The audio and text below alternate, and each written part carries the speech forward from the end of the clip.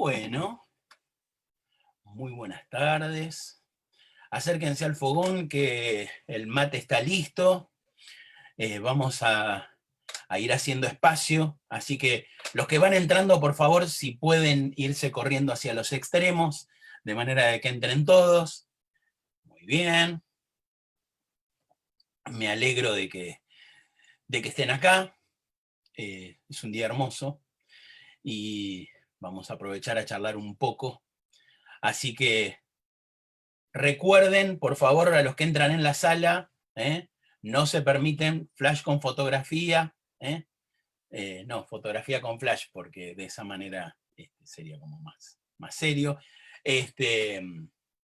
Si van a comer pochoclo, por favor, no lo hagan adelante mío, porque me da ganas de comer pochoclo. Aunque mate con pochoclo quizás no sería la mejor, pero bueno. Bueno, espero que haya alguien ahí del otro lado. Esto de encontrarme mirando a la cámara y que la cámara me devuelva mi propia imagen, va a ser una situación bastante interesante, cuanto menos. Si hay algo que uno trata de escaparles a los espejos y encontrarse mirándose a uno, supongo que va a ser que hoy sea un día bastante particular para mí. Además, lo gracioso es que creo que me debo haber replanteado el cómo iniciar esta charla unas 10 o 20 veces. Y creo que tiene que ver en principio con las personas que imagino del otro lado. Y además el honor enorme que para mí representa estar en un vivo gracias a la Biblioteca del Congreso de la Nación. Tuve la posibilidad de entrar a la biblioteca el año pasado cuando le hacíamos un homenaje a una amiga muy querida, Liliana Bodoc, y la verdad es que es increíble cómo a veces los espacios uno les da un poder simbólico tan importante, ¿no? Uno considera que aquellos lugares como el Congreso son esos lugares donde uno tiene, uno siente que está en el país de alguna forma, ¿no? Y así que agradezco muchísimo a ellos y agradezco muchísimo a los que están, a los que están acá, a los que ya están entrando, a los que ya se acomodaron. Vuelvo a repetir, por favor, que vayan corriéndose de manera de que dejen los espacios vacíos para que la gente pueda ir entrando, mantengan la distancia social, siempre con el tapabocas, y de esa manera vamos a estar todos cómodos. Saludos de Andrés de Giles, saludos, muchos saludos.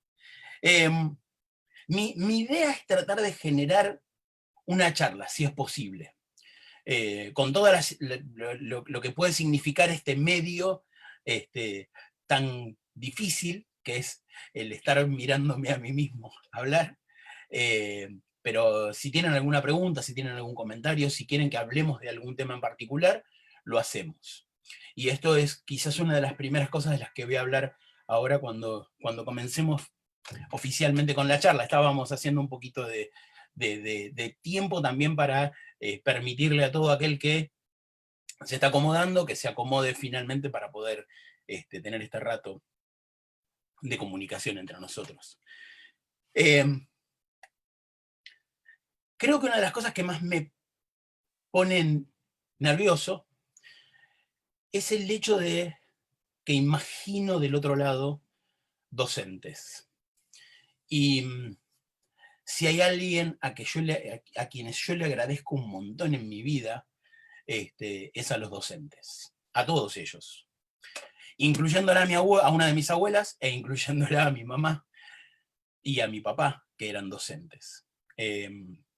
Mi abuela de escuela primaria, mi mamá de escuela normal, y mi papá era ingeniero y daba clases en la facultad. pero supongo que el hecho de dar clases a uno lo hace perceptivo a un montón de temas y a estar atento a un montón de cosas. Es justo comentarle a aquellos que no saben que yo soy adoptado, mis padres me adoptaron a las horas de nacer, y seguramente esto hizo que mi vida de alguna forma fuera diferente. Pero claramente no tiene que ver con el arte. O sí en algún lugar, pero lo que me parece más importante es, me empezaron a saltar algunas preguntas que tenían que ver con la separación de aquel que es artista de aquel que no lo es.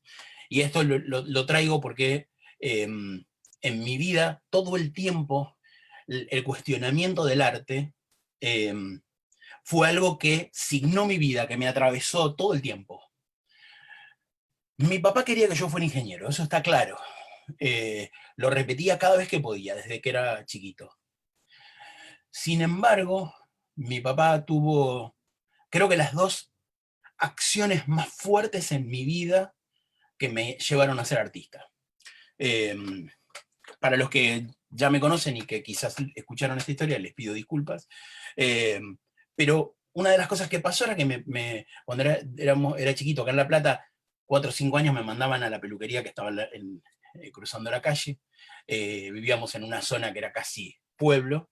Y, y don Marcos tenía en su peluquería, adelante era un kiosco y además canjeaba y vendía novelas de esas de bolsillo e historietas, sobre todo las del Tony, el D'Artagnan y ese tipo de revistas tan tradicionales en nuestro país.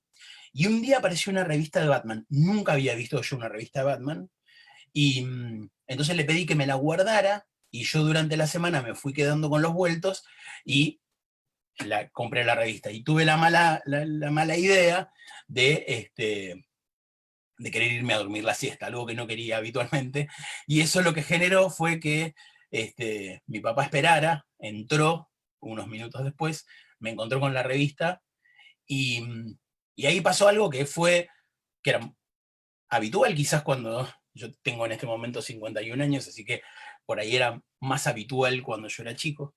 Por suerte es algo que ha dejado de pasar en muchos lugares, y es que me dio una paliza bárbara y me hizo devolver la revista y devolver la plata. Y, y eso yo recuerdo, es como esas memorias que tengo como incrustadas adentro mío. Yo dije, un día voy a dibujar esa revista o me la voy a comprar. Y eso en mí generó dos cosas: que tuviera una casa de venta de revistas y canje de revistas, y claramente en algún momento terminé con todo eso porque logré tener esa revista en mis manos y cerré ese ciclo, pero, pero también me generó a mí una necesidad muy grande, y siempre dije que yo una de las cosas que quería hacer en mi vida era dibujar historietas. A lo cual mi papá siempre le ponía una fichita a ese comentario mío, y él decía que era imposible. Me gustaría hacer, digo, eso es imposible. Eso se hace muy lejos, eso es en otro país, es difícil, no hay forma. Lo otro que hizo mi papá es que un primo le prestó unas revistas de Asterix. Asterix es una revista que salió en Francia y Bélgica durante muchos años, y, y es una parodia acerca de los galos contra los romanos, y este pequeño pueblito que resistía. Y una de las cosas que me pasaba era que como yo tenía 5 o 6 años, no sabía leer, entonces me las leía a mi papá. O sea, en la noche nos acostábamos, leía las historietas, y rara vez pasaba una página sin que estallara de risa. Mi papá era una persona muy seria y de buenas a primeras estallaba de risa. Y lo segundo que me pasó fue pensar, yo algún día quiero poder hacer algo que lo haga reír de esa manera. Con lo cual, mi papá, que quería que fuera ingeniero y que fuera un investigador, y creo que por eso me pusieron Leonardo, pensando en Leonardo da Vinci, no se dio cuenta de que en realidad todo lo que hizo el resto de la vida fue llevarme por el camino del arte, de una o de otra manera. Eh, y creo que en algún punto algo pasó que hizo que yo, que dibujaba un montón, porque no era bueno jugando al fútbol, no era bueno manejándome con la gente, yo en realidad pasé durante muchos años de mi vida muy enojado, muy frustrado, no saber quiénes eran mis padres de verdad, por qué me habían adoptado, y todo eso generó en mí cierta frustración, y quizás hasta cierto celo, seguramente. Y dibujar era como una manera de aliviarme, y participé en algún concurso, que organizaban las escuelas en ese momento, y recuerdo muy claramente, porque eso es lo que hizo que me fuera de la escuela número 10 de La Plata, yo, en ese momento estábamos durante la época de la dictadura, se hizo un concurso sobre obras sobre poesías de Mariana Walsh, participé yo dibujando, y creí que había hecho el mejor dibujo posible, y que seguramente iba a ganar ese concurso sin dudas. Y lo que pasó es que había un compañero tapado que no decía nada, grandote, que hizo el mismo dibujo que yo y estaba tan bien, si no mejor que el mío. Y fue una sorpresa encontrarme que de buenas a primeras tenía un competidor dentro del aula. Pero no fue eso lo que me sacó de la escuela. Lo que me sacó de la escuela en realidad empezó en el momento en que yo en ese momento estaba enamorado, como toda mi vida, en distintas etapas de mi vida, y estaba enamorado de Verónica. Y resulta que hacer una votación, la maestra decidió hacer una votación para ver a cuál elegían de los dos, y esta votación la hicieron a mano alzada. Terrible, terrible situación el ver a mis compañeros levantando la mano por si me elegían a mí o lo elegían a mi compañero, y la última que tenía que elegir era Verónica. Y Verónica eligió mi trabajo, era la que desempataba. Y fue como, ¡ah! ¡Qué genial! Igual la escuela decidió mandar a los dos. Y, no me sentí mal para nada. Yo en realidad estaba pensando en que Verónica me había elegido. Yo tenía 9, 10 años. Bueno, pasó algo a raíz de eso. Un día salíamos de la escuela, estaba por terminar el año, y salí, atrás mío salió Verónica, y atrás salió este chico, y no sé por qué razón, le pegó un escupitajo en la cabeza acá atrás, a la pobre Verónica. Y entonces yo me enojé tanto, tanto, tanto, yo era un corcho, que me puse delante del flaco, como diciendo, ahora te voy a fajar, me dio una trompada épica y terminé casi contra el cordón de la vereda saliendo del colegio. Y ese día decidí dejar esa escuela, me cambié de escuela, me fui al Sagrado Corazón, y a partir de ese momento entendí de que había algo que a mí me conectaba emocionalmente con con el arte, con la aceptación, con la elección. Había ahí una cuestión que siempre me dio vueltas. Miren lo que pasa. Y, uy, somos un montón, qué bueno. Miren lo que me pasó. Entro a la secundaria y yo lo que decidí es, en ese momento se daba examen para entrar en la secundaria, yo di en el Sagrado Corazón, pero yo lo que quería era una escuela estatal, yo quería además una escuela mixta, y entrar en la escuela de comercio. Ahí di el examen en realidad. De todas las escuelas de la Ciudad de La Plata decidí entrar a la escuela de comercio, y todos los profesores estaban preocupados porque yo era alguien que tenía claramente aptitudes artísticas y nadie entendía por qué yo estaba en una escuela de comercio. Hablaron con mis padres varias veces, hubo un par de profesoras a las cuales amo, que realmente se preocuparon tratando de ver de qué manera me sacaban de ahí, porque pensaban que era una idea de mis papás, y yo decía, no, no, yo elegí estar en esta escuela. No tenía muy en claro por qué. Supongo que en algún punto yo lo que quería era agradar a mi papá y tratar de ser aquello que era correcto. Él quería que yo fuera ingeniero, no le iba a dar la oportunidad, pero por lo menos perito mercantil, sonaba como algo un poco más serio. Y, y me pasaron dos cosas. Uno, mi profesora de literatura me amaba, porque era el único que realmente estaba apasionado con lo que ella hacía, la profesora de dibujo también. Pero además, lo que pasó es que aquellos compañeros míos que por ahí no les interesaban mucho esas materias, y que por ahí era uno de los que eran factibles de entrar en las gastadas, hoy sería el bullying, empezaron a relacionarse muy bien conmigo porque yo los ayudaba con esas materias en las cuales ellos no estaban tan bien.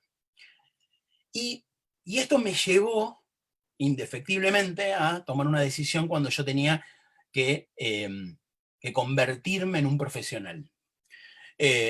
No quería convertirme en un artista. No, iba a ser ingeniero, pero tampoco me iba a convertir en un artista.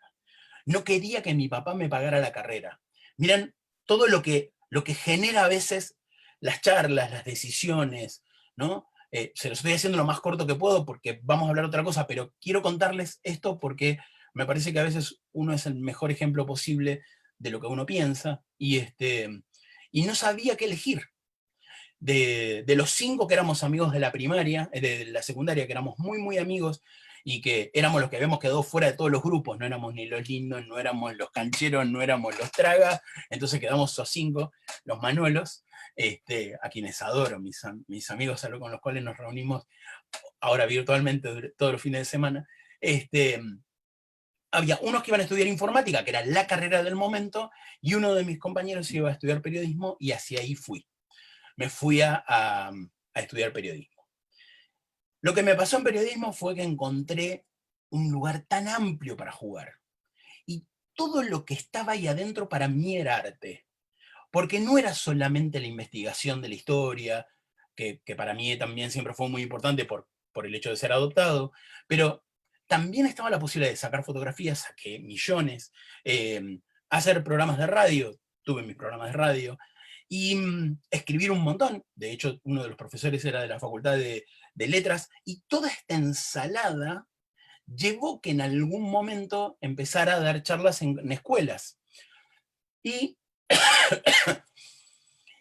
y una de las primeras cosas que me sorprendió fue el hecho de que había maestras, docentes, padres que decían, bueno, vos tenés un don. En general ese don estaba más en ese momento relacionado con el hecho de poder hablar, con el hecho de poder, era bastante histriónico para manejarme adelante de la gente, y en ese momento poco mostraba de lo que dibujaba, y, y cuando llegué a Bellas Artes me creí que era el mejor. Eso implicó de que yo no solo me creyera el mejor, sino que además me fui a la revista Fierro a mostrar mis trabajos. Logré entrar en la revista por una equivocación y me dijeron que me dedicara a otra cosa, así de claro. Eso fue un golpe fuerte, pero lo que me permitió fue aprender. Y el aprender me llevó un año después a que mi primer trabajo fuera en Marvel. Y después de Marvel DC, y después Warner, y después Disney, y terminé teniendo una empresa y éramos 50. Y la gente seguía insistiendo de que yo había nacido así, que era como que al tener un don, era alguien único, especial, y esto me separaba de los demás una vez más. Y entonces ahí es donde yo me empiezo a preguntar, saludos a la gente de Bahía Blanca, ahí es donde yo me empiezo a preguntar por qué cuando uno estudia matemática o arquitectura o es médico o es una persona normal, y eso se puede adquirir con conocimiento y tiempo y esfuerzo, y cuando uno es artista, uno nació así y no hay que tocarlo. Y esto es algo que a mí siempre me lleva a preguntarme una y otra vez por qué el arte es considerado como algo especial que tienen algunos y que otros no. Y creo que tiene que ver en algún punto con esta idea de maquinaria que a veces tenemos de la educación, ¿no? Ser útiles para la sociedad. Y ese ser utilitario para la sociedad a veces nos genera esta sensación de que todo aquel que se escapa de la estructura es único y habría que como mantenerlo separado y aparte. Pero la realidad es que yo no lo viví de esa manera. A mí me costó un montón, cada uno de los pasos me costó un montón, porque yo no era como, qué sé yo, mi socio Walter, que teníamos en un estudio, Walter, Pablo y yo, después lo disolvimos en el 2006, pero este estudio de 50 personas, ellos eran impresionantes. Digo, Walter tenía una capacidad impresionante.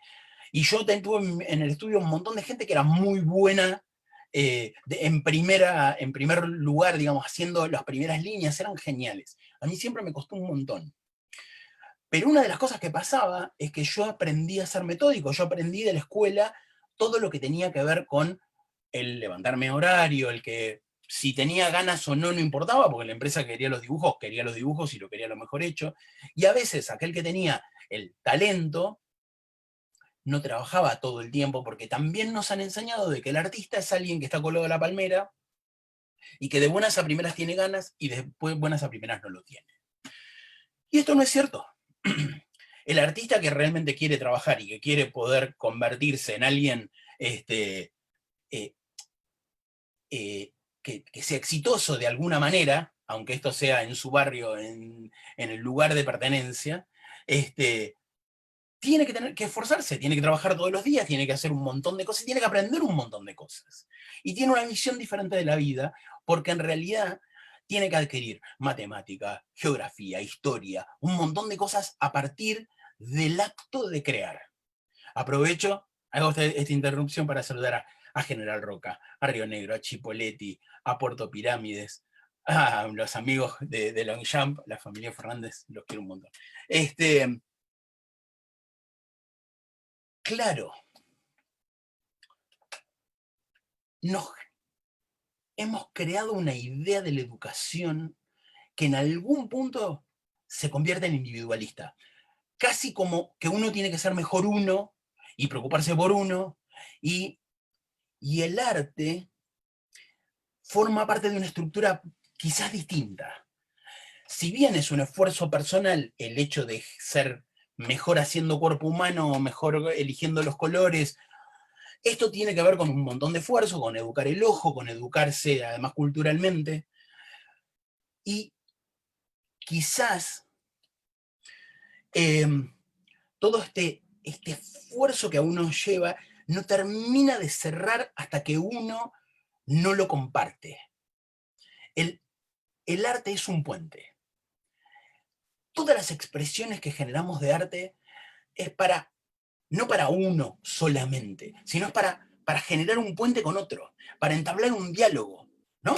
Alguien que escribe una novela lo que está haciendo es no diciendo, mira qué bien que escribo, sino lo que está tratando de hacer es, yo espero que vos lo entiendas, que juegues este juego, que me creas durante un rato que lo que yo te estoy contando es cierto y que entres en ese mundo que no voy a construir yo solo, lo vamos a construir juntos. Lo mismo pasa con el arte, cuando, digo, el arte de la ilustración o el arte de la pintura, cuando nosotros generamos una comunicación, y lo mismo pasa con la música, y lo mismo pasa con el teatro. Se necesitan por lo menos dos. Por lo menos dos. Y una de las cosas que a mí más me gusta del arte es esta posibilidad de que no hay bien o mal. Digo, alguien puede acercarse más a las medidas correctas de un cuerpo humano, o a las idílicas de un cuerpo humano, o a la estética que está en ese momento más de moda, pero la manera que uno tiene de expresarse es la manera que uno tiene de expresarse. Y ahí no hay bien o mal. Y esto es re interesante, porque tampoco hay respuestas correctas. Y esto es una de las cosas que yo veo a veces muy injusto con respecto a los docentes. Los docentes muchas veces se encuentran con la obligación de dar una respuesta. Y yo como profesor de escritura o de dibujo, muchas veces respondo desde lo que sé. Y cuando hay algo que se me escapa, tengo esas dos palabras mágicas que es no sé. Y lo investigamos juntos y lo averiguamos juntos y lo compartimos juntos. Y esto quizás podría ser un espacio en las escuelas más interesante para que cada uno pueda explorar quién es realmente. Les voy a mostrar un dibujo ahora que están todos. como si, ¿no? Lo estoy contando, creo que están todos, miré la lista y creo que están todos, así que les voy a compartir una imagen. Pero antes de esto, antes les voy a contar algo. A ver, una de las cosas que a veces me pasan cuando voy a distintos lugares del interior a dar charlas, es que un taller de 10 personas casi se termina convirtiendo en algo imposible. Entonces tengo que hacer algo que permita a varios dibujar, y yo a veces juego a, bueno, vos hacés tu ser mitológico, que es una de las cosas que a mí me gusta mucho jugar, inventá tu propio ser mitológico y yo voy a tratar de dibujarlo al lado como manera de agradecimiento, mostrar, digamos, que lo que vos estás haciendo está genial en algún lugar y en qué lugar está eso genial. Y en Córdoba, en un lugar, en uno de mis tantos viajes, un nene de primero o segundo grado me muestra esta imagen. Me trae esta imagen.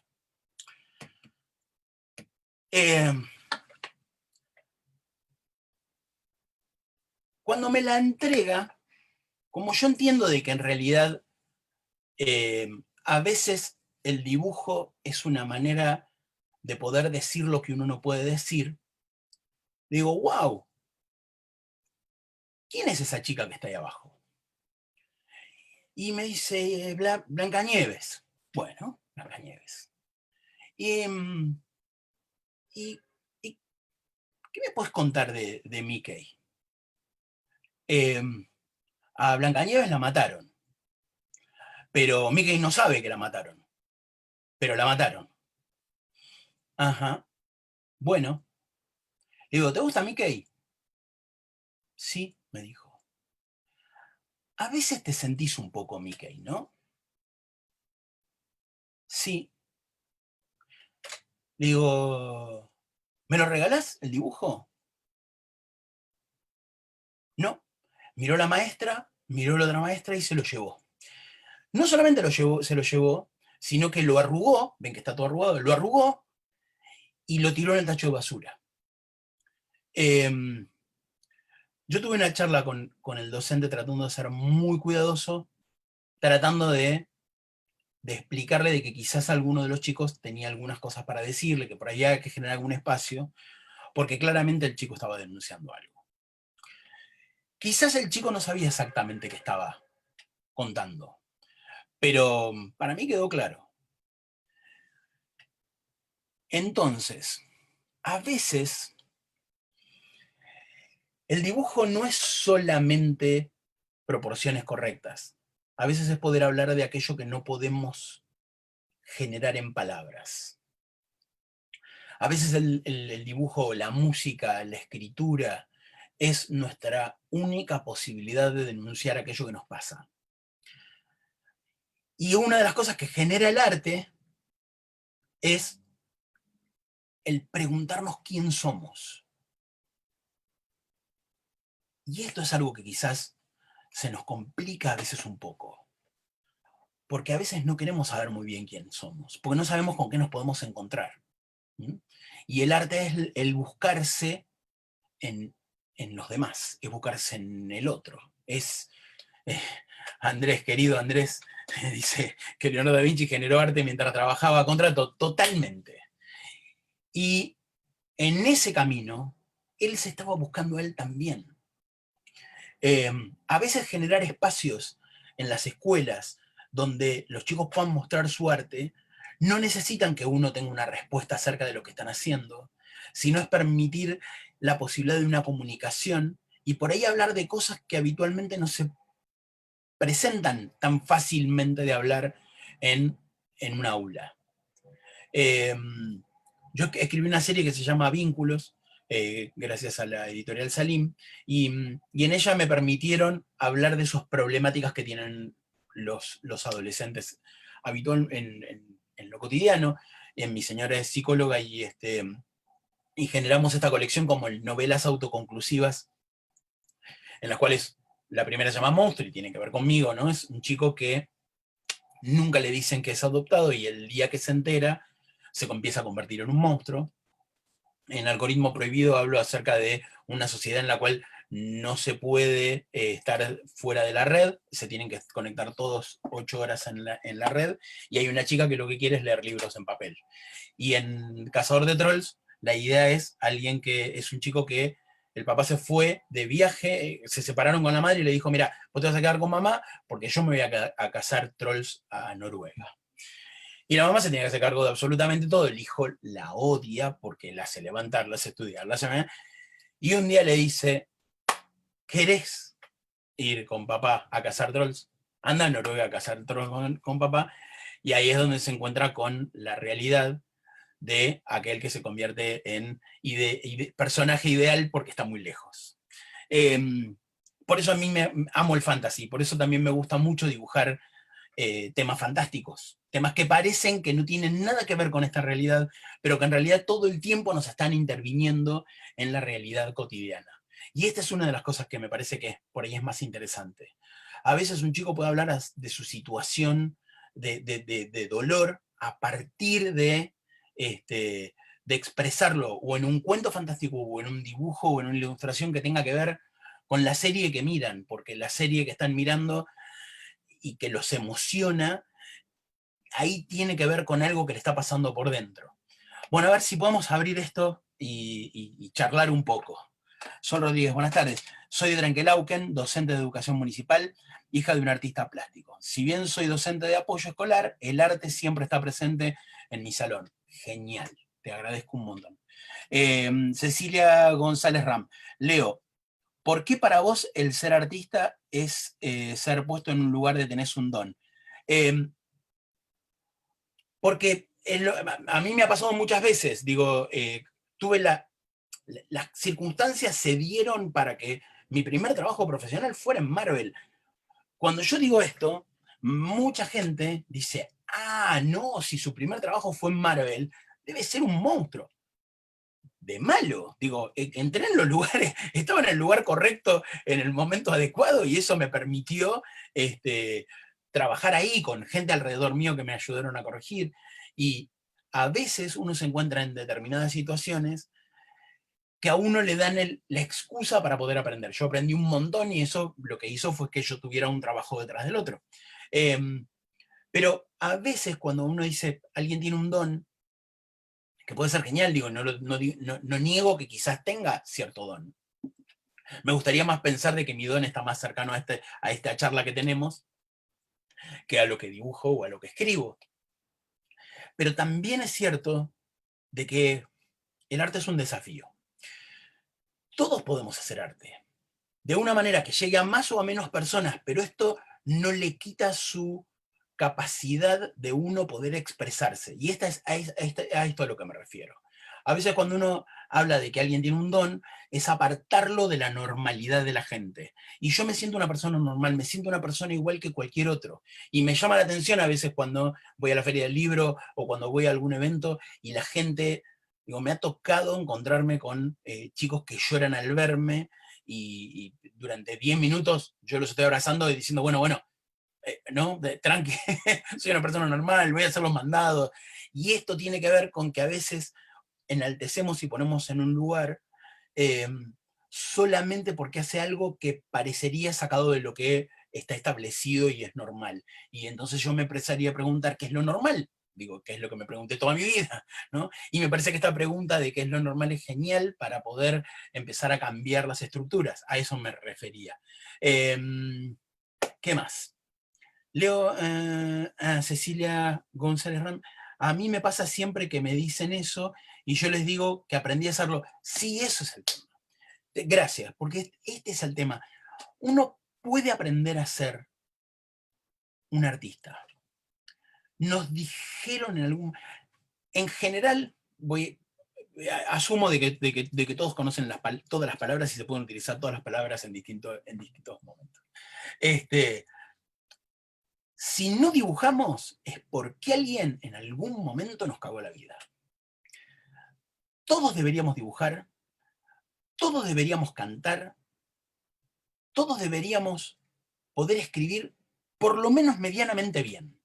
Pero seguramente en algún momento alguien nos encontró dibujando y dice, Eso está feo, eso está horrible, eso no, así no se dibuja. Y entonces uno cuando es chico decide no dibujar. Y aquel que más o menos dibujaba bien, y los compañeros le empiezan a dar como esperanzas y fuerza, se aferran a eso como una posibilidad y lo sostienen. Y esto es algo que hay que cambiar. Me parece que es ahí donde tenemos que trabajar. En el hecho de que todos podemos, todos deberíamos hacerlo porque es tan importante como hablar o escribir y hacer matemáticas, porque es una manera de ver la vida desde otro lado. Poder generar metáforas en la cabeza y poder pensar de una manera no lineal nos hace cuestionarnos acerca de las cosas. Y esto es algo que sabemos que aquellos que detentan el poder, y cada cual tendrá su estructura de quién es el que detenta el poder, lo que menos quiere es que uno tenga soluciones creativas y que pueda resolver su vida de una manera que no esté acotada al ceñido a lo que quiere en ese momento empresas, gobiernos, lo que sea que nosotros hagamos, ¿no? Bien. Lucía Godard, buenas, soy geóloga y docente también, y hace muy poquito que me estoy metiendo en lo que es educación ambiental para niños a través de cuentos. Es realmente un mundo nuevo para mí. Recién te descubro, Leo, me encanta lo que estás contando, muchísimas gracias. Sol Rodríguez, me quedo con esta frase, el arte es un desafío genial. Gracielita, hola Gracielita, me pasó, nunca colgaba en mis trabajos, ¿ves? Y esto es lo que hace que uno termine pensando que uno es malo en lo que hace. Eh, y justamente me parece que lo que tenemos que encontrar es la manera eh, de darle lugar a la persona que se exprese de la manera que puede, ¿no? Eh, y entonces vuelvo a lo que generó mi papá con eso es imposible. Liliana Bodoc contaba, decía que siempre que, como no sabía que era imposible, fue y lo hizo. Una de las cosas que hizo mi papá para demostrarme que era imposible eh, era decirme lo lejos que era eso, a donde yo quería llegar, que era hacer historietas de superhéroes. Pero él, como argumento para que yo fuera ingeniero, yo le decía que en La Plata hay un montón de ingenieros, porque muchos que vienen de las provincias se terminan quedando a vivir en La Plata, y entonces hay arquitectos, hay ingenieros, hay médicos, porque se quedan acá. Y entonces yo le decía a mi papá, mirá, ingenieros hay un montón. Y mi papá me decía, lugar para los 10 mejores siempre hay. Así que cuando él, por última vez, intentó decirme de que fuera ingeniero y yo le dije que me iba a dedicar a hacer historietas de superhéroes, pobre papá. Este, eh, y él me dijo, pero es imposible. Y yo dije, mira papá, lugar para los 10 mejores siempre hay. Fue genial porque le gané la discusión, no discutimos más y no me habló más durante un montón de tiempo.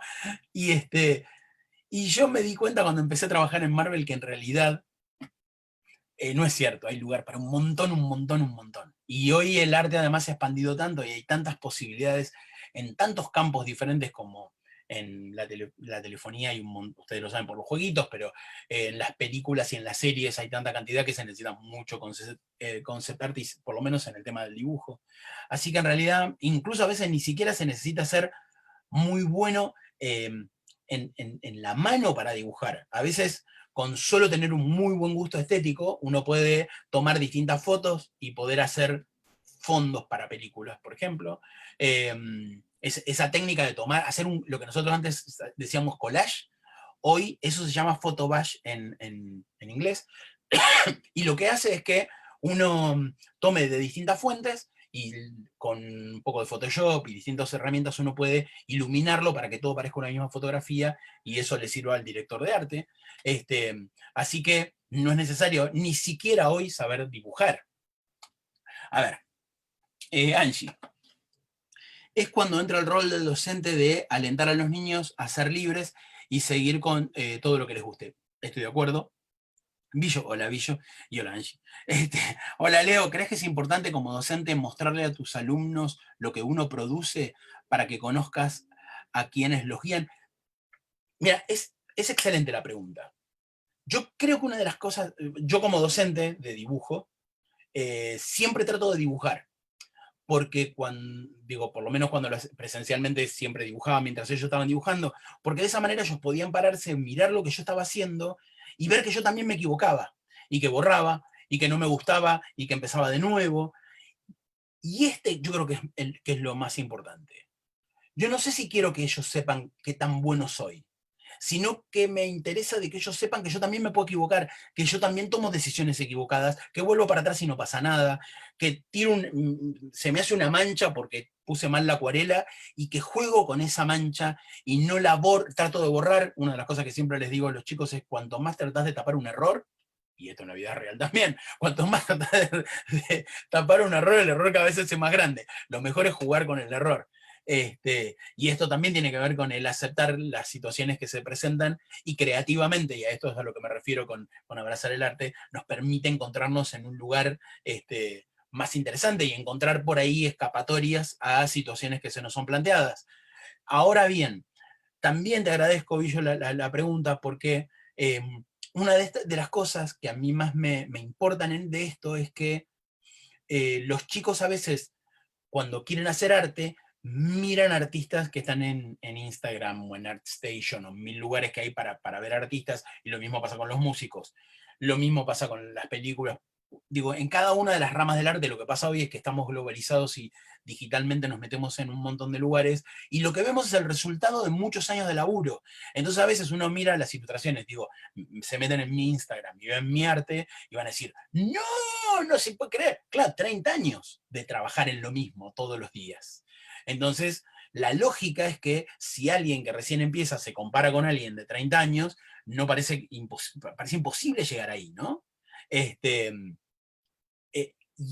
me parece que es un poco lo que tenemos que terminar, ¿no? Con esta situación, de no darnos la posibilidad de que los alumnos vean cosas que son de alguien en la misma etapa, ¿no?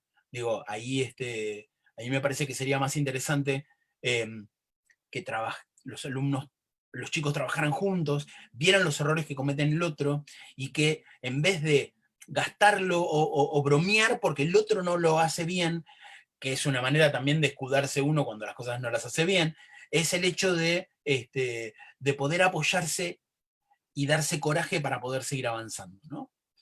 Eh, eh, a ver, Liano, el último mensaje no lo termino de entender, quizás le falta un pedacito. Si me lo copias de nuevo, te agradecería, porque le estoy pidiendo a la gente del Congreso que me mande al chat lo que ustedes están escribiendo en Facebook, de manera de yo poder responder, eh, porque realmente quiero que esto pueda ser una conversación. Y ahí Marván dijo: somos culturalmente etiquetistas, el artista tiene un don, y ahí me quedé sin poder leer el resto. Claro, si nosotros ponemos el arte como algo que le pasa solamente a un grupo de gente, al resto solamente le... Ahí está, gracias. Leo, dice: somos culturalmente etiquetistas, el artista tiene un don, el deportista tiene una habilidad, el docente y el médico tienen vocación, el ingeniero capacidad, y eso se vuelve tóxico también.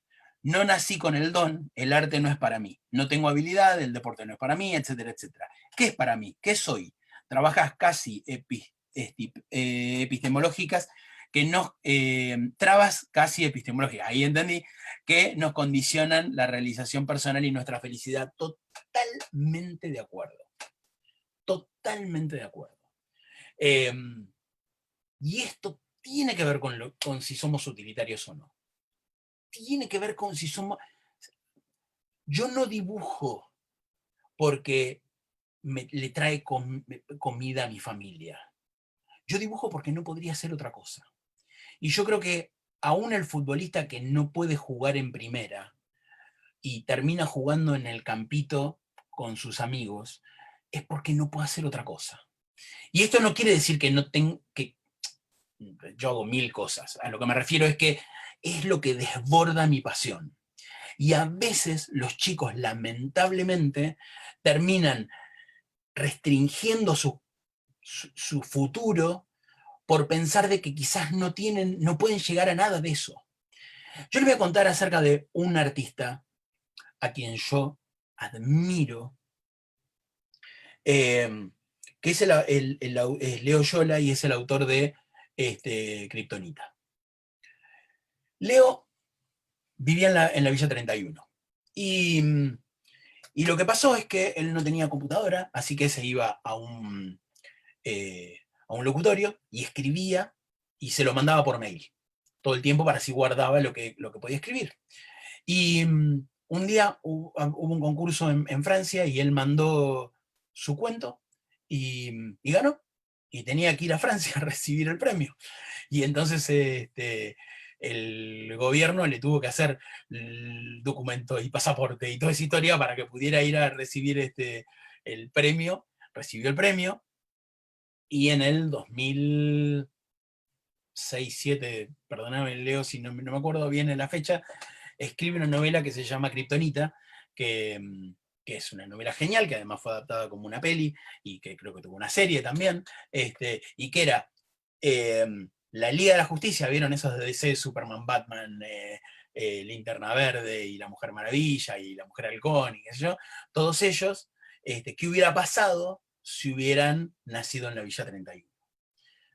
Una de las cosas más maravillosas de esa novela es que cada uno de los personajes cuando habla con una forma tan particular que tiene que ver con las jergas de la villa y del lugar donde él creció.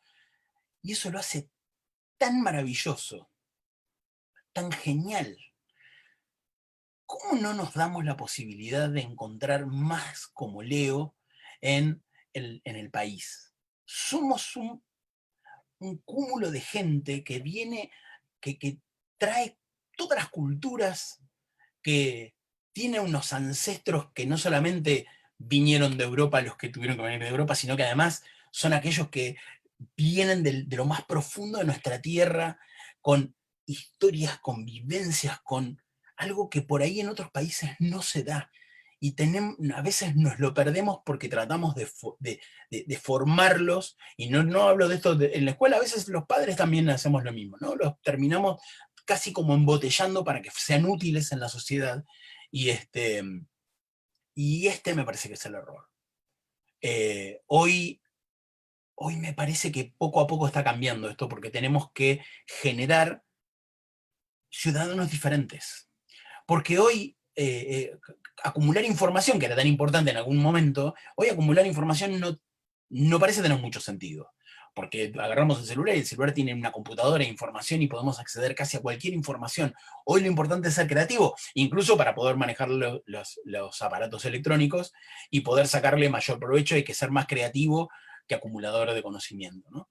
Andrés, poder relatarnos poder relatarnos por varios medios, totalmente. Marta Dora Ítalo, dibujar y hacerle una poesía a tu imaginación es bello, totalmente. David Miel, ¿qué consignas de dibujo, ilustración y escritura recomiendas para trabajar con los pibes en la escuela? ¿Cuáles te han dado mejor resultado y satisfacción? ¿Cuáles son las que más disfrutan los y las estudiantes? En general, a mí yo hice toda una investigación sobre seres mitológicos argentinos antes de la llegada de los españoles. Esto tiene que ver, lo cuento en una charla TED, que lo van a encontrar por YouTube en algún lado, en TEDx Bariloche. Yo estaba buscando mis orígenes, no los puedo encontrar, entonces seguramente lo que intenté hacer es buscar los orígenes mitológicos de mi país para hacer los míos. Y la verdad que siempre que he hablado de historias míticas, duendes y bomberos y esas leyendas urbanas como La Llorona, y que cuenten su propia versión, la historia que escucharon ellos, no la que les venden en el cine, no la que les venden ni siquiera en los libros que escribí yo, sino lo que tienen ellos dentro. En general ahí se filtra un montón de los que les pasa. En dibujo, el inventar su propio ser mítico, y entonces yo les cuento de que un Pegaso en realidad es un caballo que tiene alas, y un unicornio es un caballo al cual le pusieron un cuerno. Digo, ¿y qué otra invención se te ocurriría? Y ahí es cuando los chicos se dan la posibilidad de poder inventar elementos imposibles, situaciones imposibles. A veces estaría bueno de que pudieran contar sueños y de esa manera permitirles expresar aquello que no hay forma de poder criticarlo. Porque en definitiva esto es lo que se trata, ¿no? El arte, lo que tenemos que generar en, esta, en estos próximos 100 años, digamos, es que la gente pueda entender de que el arte no debería ser criticado. Y creo que esto es una de las cosas que a veces cuando vemos un, a ver, eh, está bien, es la misma pregunta. Una de las cosas que a mí me pasa con los programas de estos de canto es que siempre está preparado para que nos riamos de aquel que no canta bien y que nos emocionemos de aquel que canta perfecto. Y a veces aquel que no canta bien, el que no tiene la voz, el que le cuesta, por ahí hay una historia mucho más interesante ahí. Pero quiere intentarlo. ¿Y por qué nos sale la risa y por qué nos empujan a no sentir pena, a sentir como casi hasta desprecio de aquel que va a un concurso sabiendo de que no lo puede ganar, y no que empecemos a pensar qué es lo que pasa ahí, ¿no? Qué historia interesante hay para eso. Me encanta escuchar gente que canta muy bien y está bárbaro que le den un premio a aquel que canta genial. Pero ¿cuál es el parámetro? ¿Quién pone las reglas? Sabemos que en este caso son los productores del programa y está todo bien, pero esto mismo a veces nos lleva a ¿quién es mejor artista? ¿El que tiene más likes en Instagram? El que tiene, ¿quién es mejor? ¿El que tiene más amigos en Facebook? Bueno, ahora ya no. El que hace el mejor baile en TikTok. ¿No será que siempre los humanos nos hemos generado la necesidad de que alguien nos juzgue y nos valore y nunca nos valoramos nosotros mismos? Yo me pregunto si esta pandemia no termina generando esta situación de no soporto más estar adentro, porque en realidad quien no soporto es estar conmigo mismo, porque no nos enseñaron a cómo mirarnos a nosotros. Y este es el tema, no sabemos quiénes somos. Y cuando estamos encerrados durante mucho tiempo con nuestra pareja, la cual solamente vemos 2 o 3 horas en el día y de buenas a primeras tenemos que estar todo el día con esa persona, nos damos cuenta que esa persona no es la misma persona que conocimos. ¿Por qué? Y en realidad no es la misma porque cambiamos todo el tiempo. Nos permitimos cambiar todo el tiempo. Yo no soy la misma persona que ayer y seguramente salgo de esta reunión totalmente distinto porque me estoy hablando a mí, me miro, me veo la cara y digo, estamos hablando de algunas cosas que vos y yo sabemos y eso es interesante. Y eso está genial. Bien, a ver, Silvia Patricia Pérez. ¿Cómo estimular a un adolescente que dibuja y esté interesado en publicar sus ideas? En principio, hoy en día no solamente las editoriales tradicionales y que van en las librerías son las únicas que dan la entrada, digamos, a la publicación, incluso para los que escriben. Digo, hoy hay autopublicaciones en un costo mucho más accesible que cuando nosotros éramos jóvenes, pero también hay un montón de lugares donde uno puede publicarlo de una manera virtual. Digo, generar un EPUB, por ejemplo, para poder ser leído en una tablet o en un lector digital es algo muy fácil, y lo mismo pasa con el arte. Digo, por ahí el tema es plantearnos cómo incentivar a los chicos para que nunca abandonen, aunque después terminen yendo por otro lado. Digo, yo tenía un mecánico que con las piezas que sobraba, hacía esculturas. Y era genial porque en realidad él, en vez de estar sentado esperando que venga otro auto para arreglar, estaba su cabeza en movimiento y todas las piezas que eran de descarte las convertía en un elemento artístico. Y no importa si eso se lo compraba alguien o no, que se lo compraban, pero digo, más allá de eso, digo, lo importante en realidad es el hecho de, de darse un espacio para conectarse uno con lo que uno puede hacer, ¿no? Eh, a ver, cuando les solicito, Roxana Sleza, cuando les solicito a mis alumnos que me envíen un video y relatan cómo armaron su huerta, ¿qué harías con todo eso? ¡Qué lindo eso! Me encanta. Se puede hacer una movida que tenga que ver con las redes. Y digo, por ejemplo, TikTok es un lugar donde en general los chicos o utilizan una pista grabada para grabarla, para regrabarla y para hacer movimientos o para bailar, pero también hay otras posibilidades. Y quizás se puede volver viral el hecho de mostrar su propia granja, mostrar qué es lo que se puede hacer en este crecimiento de las plantas y que uno puede alimentarse a uno mismo, generando, a mí me parece que ahí hay un montón, pero también esto se podría hacer en Instagram, generando un grupo que además se puedan ir sumando gente de distintos lugares del mundo. Eso podría ser una posibilidad interesante. Gabriel Pozola, Gabriel, eh, te quiero un montón. Escuchar música y expresar la audición en dibujo. ¿Qué opinas al respecto? En segundo año de la secundaria, año 1977, lo implementó el maestro Rapalini. El maestro Rapalini, yo me acuerdo de Rapalini. Genio, quizás lo tuiteé. Sí, sí, claro. Rapalini lo que hacía era ponernos música y teníamos que dibujar lo que estábamos escuchando. Y eso es interesante. Digo, a veces uno escucha la música casi como fondo. Yo tengo hijas que a cada una le gustan músicas diferentes, pero estaría bueno eh, ver qué se hace con una letra de una canción. Yo elegiría Serrat, pero también podría elegir Drexler. Digo, Drexler tiene un montón de canciones que son geniales, el texto para poder trabajar ahí. Eh, pero también solamente la música. Y a veces estaría bueno escuchar diferentes tipos de música y ver qué personajes se pueden crear con ese diferente tipo de música. Y quizás eh, uno pueda ver ahí cómo los alumnos están relacionados con esa eh, expresión artística que también muestra los gustos y incluso las clases sociales. Digo, eh, sabemos que hay un tipo de forma de música que tiene que ver eh, con clases, pero también tiene que ver con lugares de pertenencia. Y esto la escuela lo tiene que también a poder abrazar. ¿Y esto cómo se representa en arte? En pintura, en dibujo. Y en historieta, ¿cómo sería? ¿Y cómo sería en un video? ¿Cómo lo filmarías un video? ¿Cómo harías un video musical? ¿Cómo esto es... La escuela no puede volverse aburrida.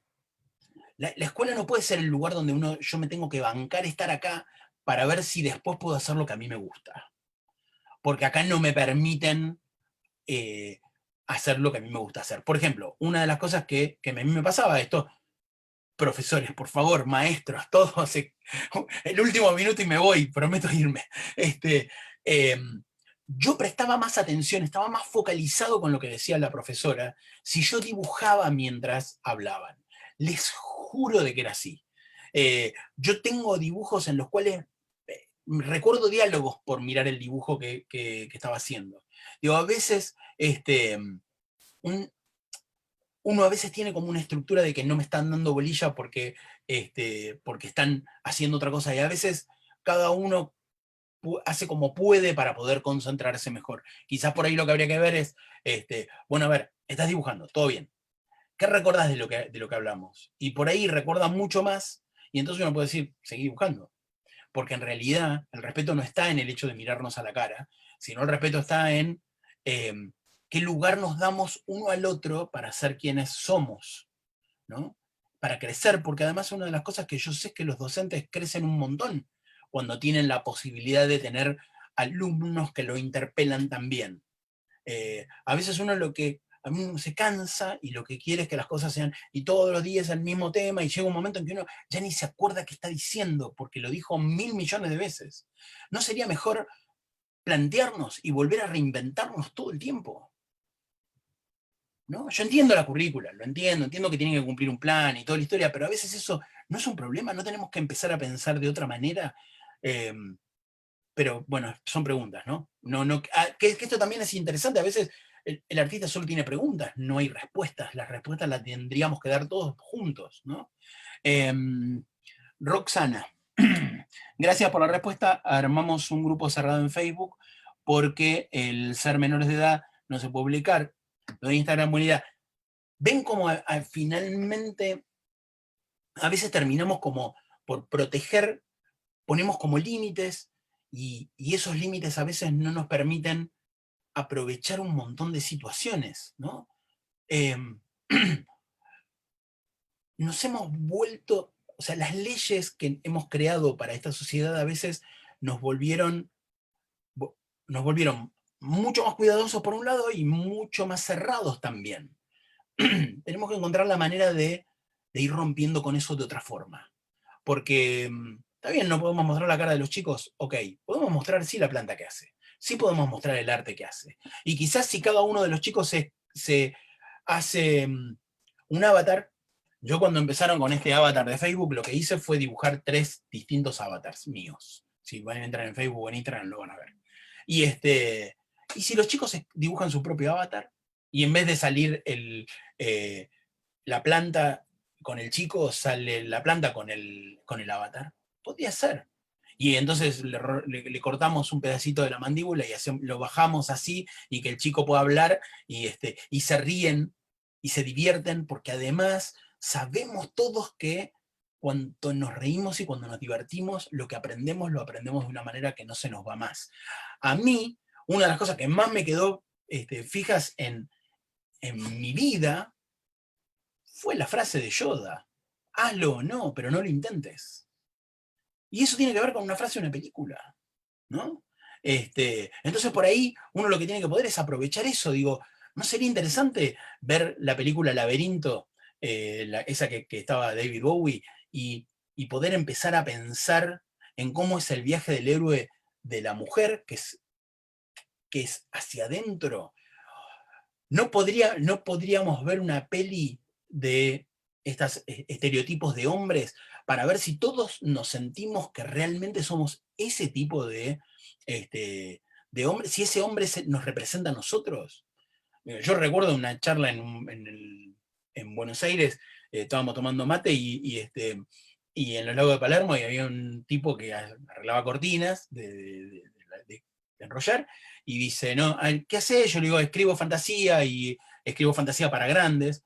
Ah, no, no, dice, a mí me gustan cosas más realistas, como por ejemplo Rápido y Furioso. Ok, Rápido y Furioso es realista. Bien, yo no intentaría saltar de un edificio al otro con un auto, pero está todo bien. Digo, y también me preguntaría cuál es el estereotipo que me están vendiendo acerca de una persona hombre adulto. Digo, alguien que hace carreras prohibidas con autos. Y entonces habría que ver, por ahí estaría interesante charlar con los chicos a ver qué es lo que piensan de eso. O qué es lo que piensan acerca de la relación de Tony Stark con Spider-Man. Y qué es lo que sintió en el momento en que se les despedazó Peter Parker en los brazos. Eh, o qué pasó cuando Peter Parker se saca la máscara del Hombre Araña en el último momento de Avengers y lo ve a su ídolo que está muriendo. Ay, le hice un spoiler, perdón, discúlpenme. Pero digo, eso, ¿no? A veces es interesante poder utilizar las mismas referencias que están utilizando los chicos. Yo hoy utilizaría Cobra Kai de acá a la luna, porque la vimos acá en familia y charlamos de un montón de cosas acerca de todo lo que, todo lo que está bien en esa serie, digo, y por ahí es interesante. O ver Parásitos, la película que ganó el año pasado el Oscar a la mejor película. Es coreana y es interesante ver otra cultura y ver qué pasa con otra cultura. Tenemos que poder darnos ese permiso también, ¿no? Bueno, a ver. Yo dibujo todo el tiempo, dice Cecilia González Ram, aunque esté en reuniones o en tu charla ahora, sí, claro, obvio. Bueno, nos excedimos del tiempo, supongo que ya deben estar un poco cansados. Eh, Les agradezco un montón esta posibilidad. A la Biblioteca del Congreso, sobre todo, muchas, muchas gracias por darme este espacio. Espero que les haya servido de utilidad. No les di ningún tipo de receta porque en realidad lo que quiero es que se hagan preguntas, ese es mi interés. Eh, Le quiero mandar un abrazo enorme a todos los docentes. Eh, Hacen cosas maravillosas y a veces tienen que remar en dulce de leche con 12 escarbadientes, y yo lo sé. Y me van a disculpar, pero yo lo que quiero es agradecer un montón a mis amigos que están ahí. Y la verdad es que les agradezco un montón de que estén ahí dándome su apoyo. Les agradezco muchísimo que hayamos compartido este tiempo, y les mando un abrazo enorme, y nos veremos en alguna otra oportunidad, y me escriben cuando quieran, en Instagram, en Facebook, ahí estoy.